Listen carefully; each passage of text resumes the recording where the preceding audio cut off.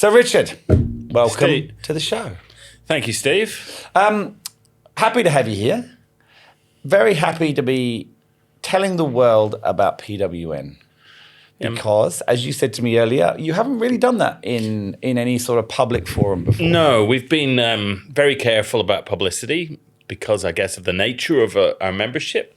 There's definitely a significant part of our membership that's very concerned about privacy, and we have a lot of rules around that and protocols in our meetings and events. But I think we're a little bit more confident about talking about what we do, just not talking about who. And absolutely. And so, just before we get into you and why and all that kind of stuff, for everyone who's watching, just give us a quick, elevator pitch of what PWN is, what it stands for, and Sure. what you do. So PWN stands for Private Wealth Network, and it's basically is what it says on the tin. When we're not advisors of any sort, it's a learning community.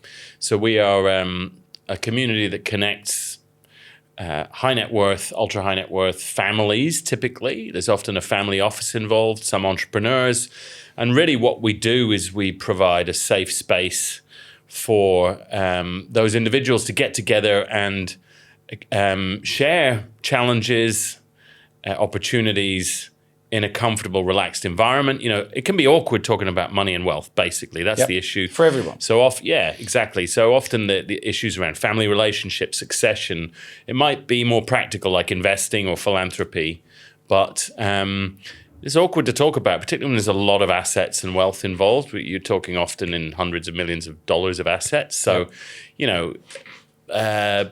you can't really talk to your mates or you're in the workplace. So providing a safe environment where people can a non-judgmental environment where people can relax and talk comfortably about the issues they need to talk about that relate to wealth, often in the family or individuals that have, had a big exit or something like that. Yeah. And it's not obviously, and I think the important thing is, it's not just about growing that wealth. It's about how to use that wealth for good. Like you said, philanthropy, how to look after the family, and pretty much everything, particularly people, like you said, who've had an exit and maybe come into money and are not used to it, is how to manage and use that in an effective way for whatever it is they want to achieve. 100%. So, yes, that's right. It's sort of beyond money in a sense. Like it's not about making more money, although sometimes people will do deals and they'll invest and they that can happen. But really, it's where you've got or a family has significant wealth, and it's about how to manage it intergenerationally. Very often, how to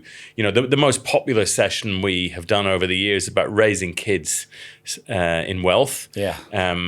Trying to ensure that they're kind of comfortable with it without being flashy or, keeping their feet on the ground, but being able to manage it and deal with it in a useful way that's good for them, good for the family, good for the community. Cool. Okay. So now this business been going, is it 12? It's longer. Yeah. So PWN as a brand and the membership program started in 2012, at the end of 2012. Okay. So it's 14 years. Yeah. Quite a long time. And the conference it came out of started in 2008, the Family Office Congress. So that's been going, this year will be the 17th year of that big conference. Sort of 500 people get together at that conference this year.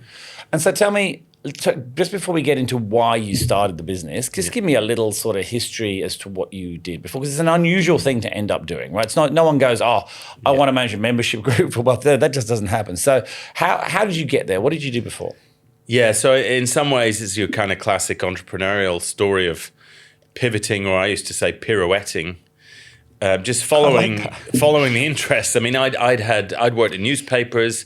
I'd had a successful financial education business, which was essentially conferences with CPD points. Mm-hmm. I'd sold that when I was quite young, so I'd had the experience of having an exit.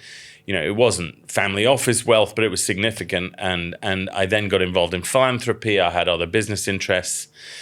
And throughout that period, myself and my wife, in fact, ended up doing a conference for family offices because we'd worked with some, particularly in the philanthropic area. And it really came out of that. That conference was super popular. It ended up spawning other meetings and conferences and events. I then got together with my business partner. He brought a lot of the membership expertise. That's Alan Duncan. And it really evolved from that. And we dropped all the other things we were doing and focused on that. So sort of accidentally, in a sense. We had this conference, and it just spawned from that. I like accidental Yeah. businesses. It's very much my style. You follow the community almost. We found a niche where this community really needed it. Yeah, there was a need. They showed up for it, and so it went from there. And so what did it look like back then? It was you, your wife, and Alan, just the three of you? Is that how did it sort of, those very early, because I'm always fascinated by businesses in early years, because it's quite a big business now, right? It's a national business, you've got quite a few staff. Talk to me about what it looked like in the very early years. Well, the very first conference was really just myself and my wife. I think there was one other person, but I put it together. She did the sales. Yeah. And that was the very first year. I met Alan very soon after that. And as I said, we didn't have a membership program. We didn't have PWN at that point. Yep. There was just this conference. Alan had worked, had a lot of great experience at the Economist Group in Japan and internationally, and worked in membership groups, sort of what he calls apex membership groups, so real high level membership groups. So he brought that expertise, and when we got together, we had a plan. It took us 2 or 3 years to sell the first membership. Did it for 2 or 3 years? It took a while. Yeah, we tried a few times, before. And then when we finally nailed it, we sold like the first 10 in a week. And so we were playing around with the model and what people would get and how they would benefit and how we pitched it and so on. So, joining a membership group that has no members. It's kind of like... You know what that's like. I do know very much what that's like. Tell me, is your first member still a member? Yes. That's Interesting. good. Yes. The very first member is still a member. Yes, he is. And so you sold 10 again in a week. Were they friends of that member? Were they already connections? Is that how that happens? Because that's a very sudden jump. No, so it was a plan. As I said, we tried a few ways of doing it. And we were holding a few other events that had come out of that big congress that we did. And it was one of those, and there was so we must have been holding 4 or 5 different events for this group, broadly speaking, a year. And there was a certain group of people that just kept showing up to everything we did. Yeah, okay. So basically, and they were paying us tickets. Yeah. So I essentially I got the top 10 people who just kept showing up. I asked them for a meeting, literally one after the other. They were all in Melbourne. So this was all in one day? All in 2 days, I think. Okay. Might have even been one day. I remember where it was. It was in the Sofitel on the 32nd floor, wherever where the restaurant up there is. Yep. Basically sat there most of the day after this conference. I think it was one day, and literally came and met me one after the other almost. And I said, look, you've spent this much money coming to all our events. What we think this would be much better as a membership community. We need some people to start to get it going. You've already spent this much in the last 12 months.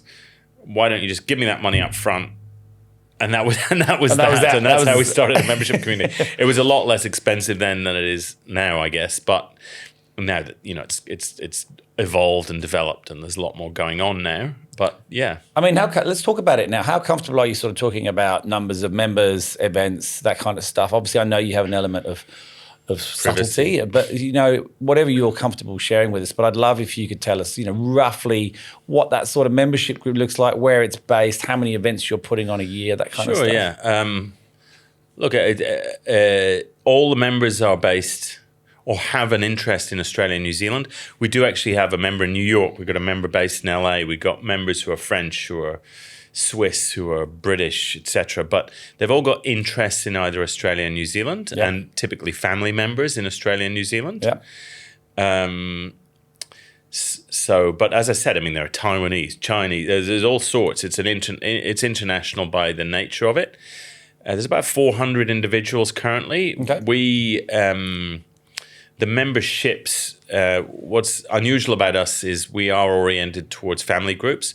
So you can't buy an individual membership. The minimum number of seats in a membership is 2. Right, okay.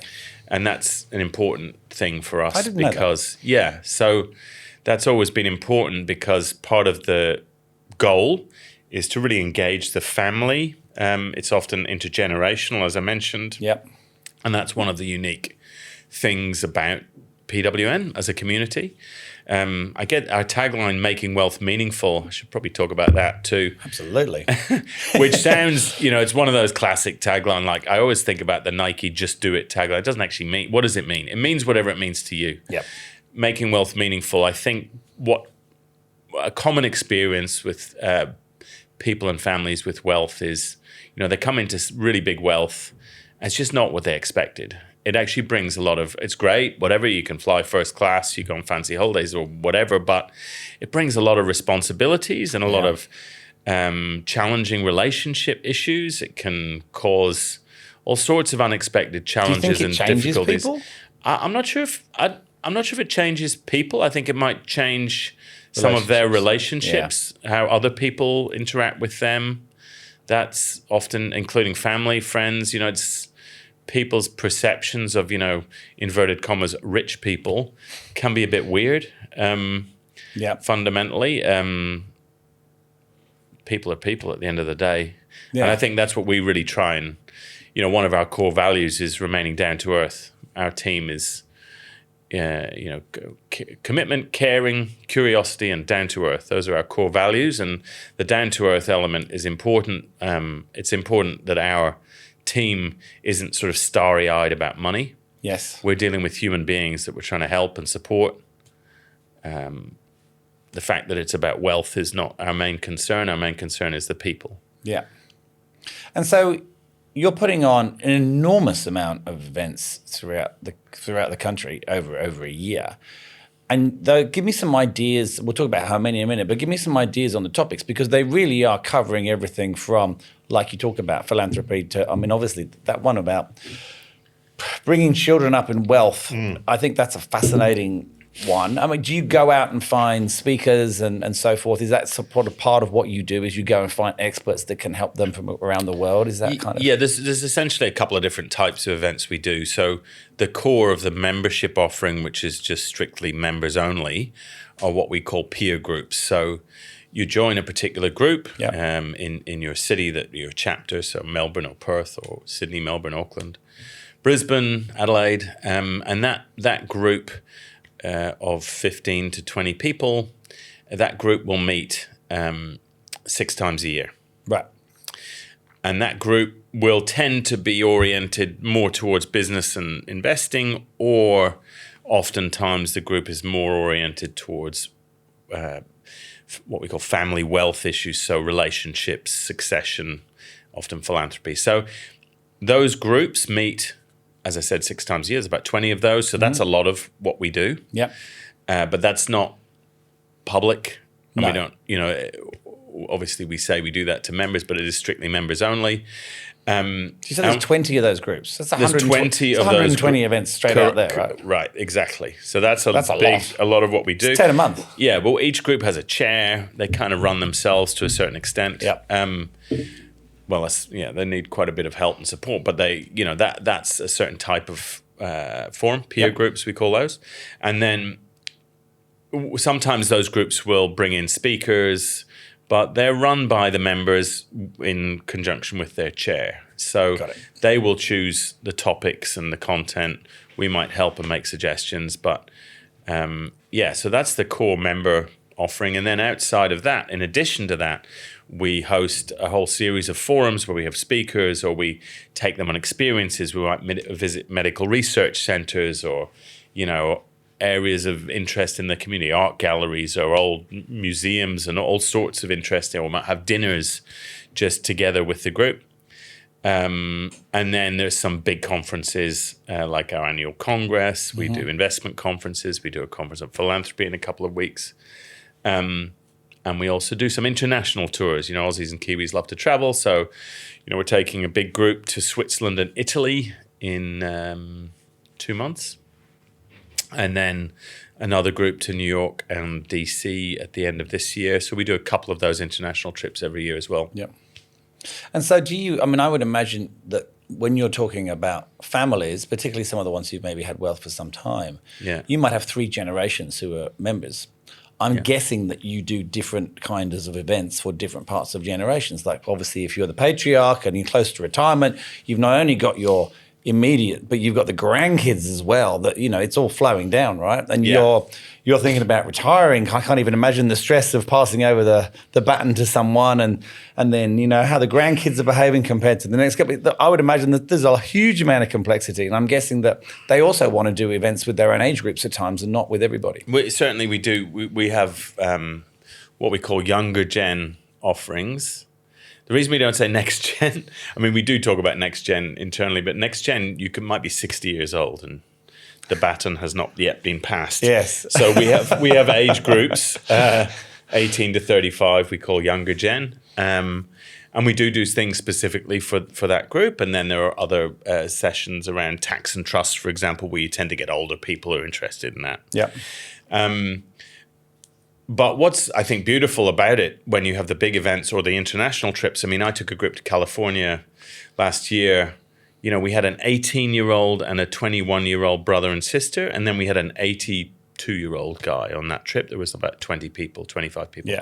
So you really get the mix across generations of other families who are sort of understanding and supportive to some of those younger people, which is really cool. That's not really nice to see, and that then, you know, they're just people being people and supporting each other. They've got common challenges and interests, and that's really nice to see and to be able to do to be able to produce that. I mean, it's a very unusual business. I'm intrigued as to, having recently started a member business, I'm learning the challenges of that. But with yours, it's a very sort of niche area. What's probably been the most... bigger than you think. Oh, no. You just told me you got 400 members, and that's 400 people? Or is that 400 family groups? I think that the total number of people in Australia, in my mind at least, who are... I mean, according to the tax office, right, there is 17,000 people with over 50 million in assets in this country. And they're probably more than that. And there's probably at least 3 times that number in reality, because a lot of them might have assets overseas. They might have had businesses overseas. They live here. Like our membership, you know, some of them are French. I mean, it's not, you know, they would not be on that radar. No. So Australia does attract wealthy people from all around the world. So 17,000. That's 17,000. You think it's probably about 40 to 50,000. And you know, I've had discussions, and this isn't people avoiding tax or anything. It's just that there are plenty of people with significant wealth in this country who would not be seen on that because their interests are overseas. They've got businesses overseas, or their families are overseas, or whatever. So at least 3 times that number. Interesting.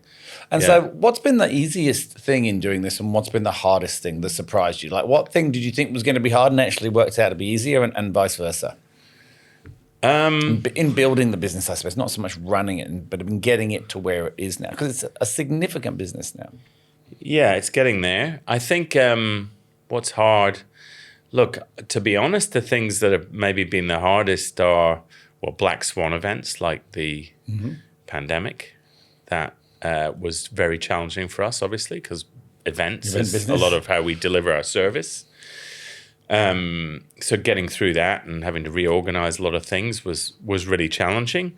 I'd say, honestly, the hardest stuff for me is just standard business stuff. Yeah. You know, growing, creating an executive team, cash flow, people, finding the right people, managing people. It is hard, and as you pointed out, it's not like there's lots of membership businesses for ultra high net worth people around. Not. I mean, there are private banks and investment people. I mean, one of the mistakes we made, how do I put this in the right way? we sort of assumed at one stage that we could just get people from the financial services industry and they could come and do what we do. But that isn't right. The problem is that there's a huge financial services industry servicing this group of people. They're all sales. They're all sales, but they're also seeing our members as, you know, dollars and cents. So that's what they're handling. Yeah. They're interested in how much money. That's not us. You know, we're interested in the people. And so that's significantly different. And much more important for this group of people. That they need a lot of other areas of support. I mean, we have a lot of psychologists and people involved in what we do, in speaking and so on, because there are definitely, significant aspects of sort of psychology involved. The psychology of wealth is a topic in itself, a huge topic. Yeah. So, yeah, that was a mistake, thinking we could sort of get people from the financial services industry who could come and do what we do, and that the wrong sort of people, hiring the wrong sort. In fact, the people that we need are people who are used to dealing with people and looking after people. So hospitality industry, carers. We have someone who's an ex-nurse who works for us. I mean, people who are good at looking after people, who are interested in people, who are curious about them and how to help them, who are good at relationships, high EQ, and don't necessarily want to boil everything down to dollars and cents or contracts or whatever. And what's been the easiest thing? What's this thing that you thought was going to be harder and it actually occurred more easily? So at the beginning of this, I had so many people saying to me, and Alan, oh, you'll never get these people in a room together. Like they're never going to pay you any money. You're so privileged to be in a room with these people. You're talking sort of intergenerational families, well-known family names and so on. And a lot of the advisor community, I guess, was saying, oh, you'll never get them in a room with advisors together and all of this type of stuff. That was just wrong. I mean, the reality was we started out with lots of advisors coming to our events, but the families came because they wanted it. They needed it. They needed the community. And over time, in fact, the advisors left and the families remained. So the idea that they somehow wouldn't pay for a service or wouldn't value this type of service, or, they get all these things provided by private banks and so on. That was all. Those were not obstacles at all. Well, like you just said, the private banks see them as number and cents. They see them as products they can sell and fees they can extract. And I mean, I'm sure it's not entirely, but not entirely. Ultimately, that's their business. So that's their business, exactly. It's not like we don't want to paint too negative a picture of them, but yeah, that is their business. I mean, they're dealing with the jobs, money and the wealth, the dollars and cents. Yeah, whereas we're not. And so, you've been through some ups and downs. We've spoken about this. Obviously, the pandemic was a killer. Here we are, 5-6 years later. Yeah. You're in a great position. Business is flourishing. You've taken the reins and you're really pushing it ahead. Yeah. Where now? Where's it going? What's the future? Is so it just to continue we've to had, grow, one of the things that happened in the pandemic is we were very committed to growing into Singapore and Southeast Asia. Yep. Pandemic and all, that was a bit of a drag on our resources, and we ultimately closed that down and have really refocused. I think what we've understood is that there's actually plenty of growth and opportunity right here in Australia and New Zealand. Yep. I think longer term there may well be. I mean, I was speaking with someone in London, ex-YPO, about the potential for PWN in different parts of the world, and we've explored that many times. I think there's lots of opportunity ultimately, but at the moment, the right thing for us to be doing is to be focusing right here. Yeah. Yeah. And in terms of what you're doing with your programs, obviously you're going to look to grow your members. Like you said, if you've got 400 and there's 17,000 listed by the ATO and technically 50,000, it's quite a lot of blue sky there for you in terms of growth. What about the actual programs in the business? How do you keep that fresh, I guess? Because you've had members, we've spoken before, a lot of your members have been with you a long time. Yeah. And very much like magazine world, sometimes magazines repeat articles and repeat things, and you kind of think every 18 months we're looking at the same things. You would have that problem to a degree. I mean, there's obviously new challenges. AI is a great challenge that's come along, but how do you sort of deal with that? And what are your thoughts as to, is the experience something new? Are you going to do more of those? How do you see it going? No, absolutely. Look, in terms of content, that's right. And it is, we have had over the years that feedback from members that have been members for a long time that certain topics or discussions they've heard before. Yeah. But I think ultimately, for those, like we discussed, our very first member is still a member, and there's a bunch of those first 10 that are still members. And I think the element of what we do as a support network for them, just a place they can go and talk to others. So I mentioned the peer groups earlier. I mean, the peer groups aren't really driven by content. The peer groups are a trusted group of people that you can bring your issues and challenges to. So that's one way we've tried to tackle that. So you're quite right. I mean, if it's driven purely by content, then it can get repetitive. But trying to ensure that there's more to it than just repeating content about family succession and so on. Yeah. In terms of, I guess, I'm going to ask you two questions now. So from two different points of view, let's say I am an entrepreneur who has just come into some generational wealth, and let's face it, AI is probably going to create quite a few more of those in the next 10 years than we've seen in a long time.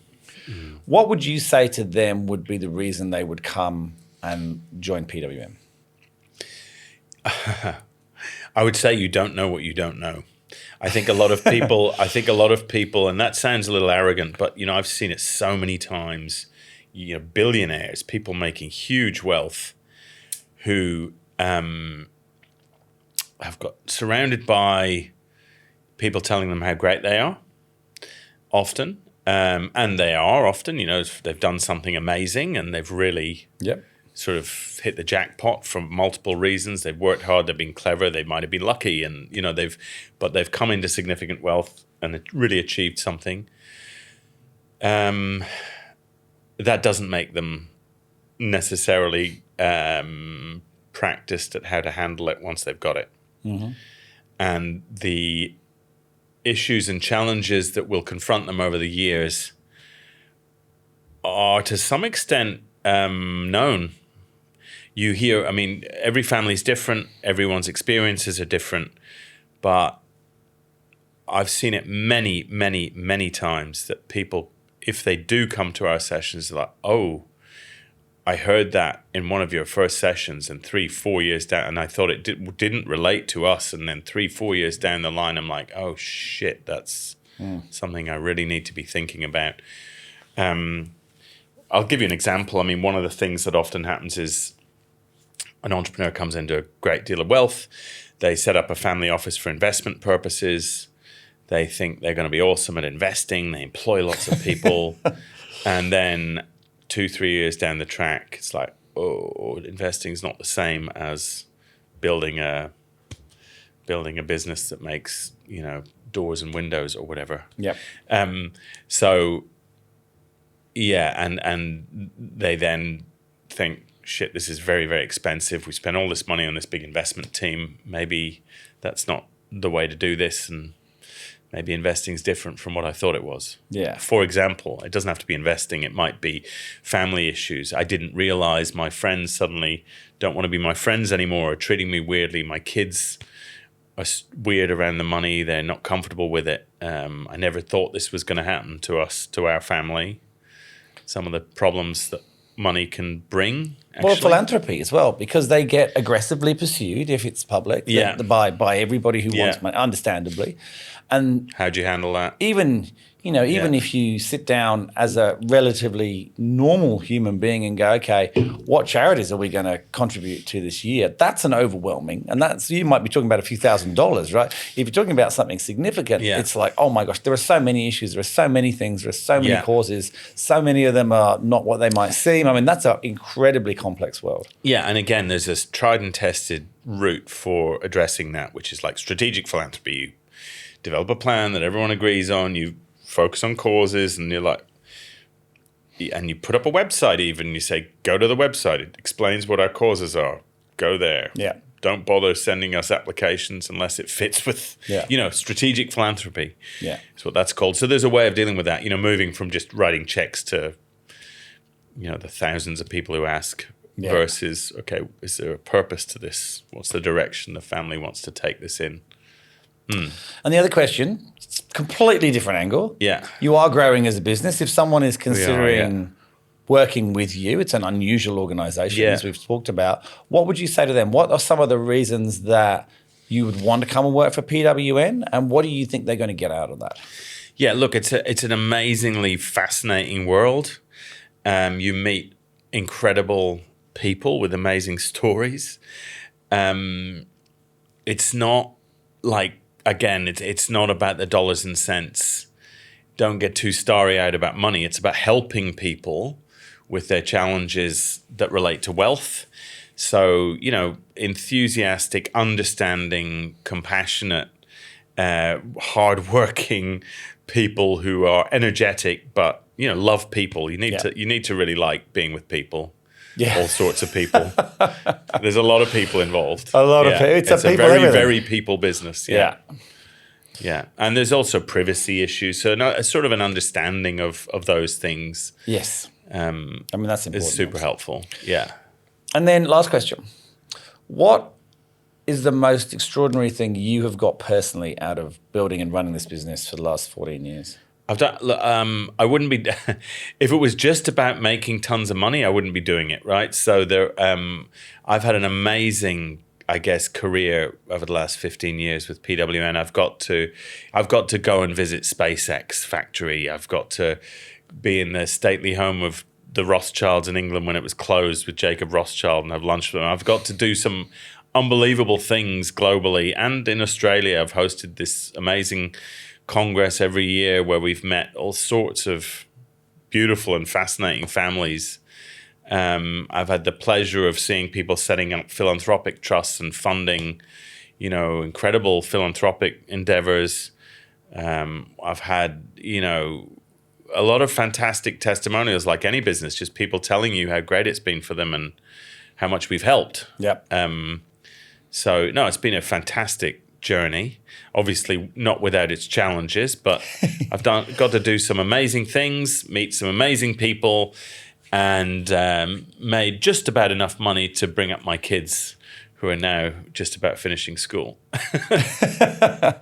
Well, look, I think that's a very honest answer. Appreciate that. Yeah. Thank you so much for coming and sharing a little bit of what this world is that is obviously not that much out there in terms of the public domain. So it's good for people to understand that there are problems everywhere. Whoever you are, there are problems. And that there's someone there. Careful what you wish for, I always say. Yeah, absolutely. Everyone thinks it'd be so great to be so wealthy, but there are challenges that come with it. There are other organizations like us around the world. I would assume so. Yeah, but not heaps. But they exist. Well, congratulations, and let's hope you get all 17,000 and then the other hidden 32. Thanks, Steve. Thanks, Richard. Appreciate it.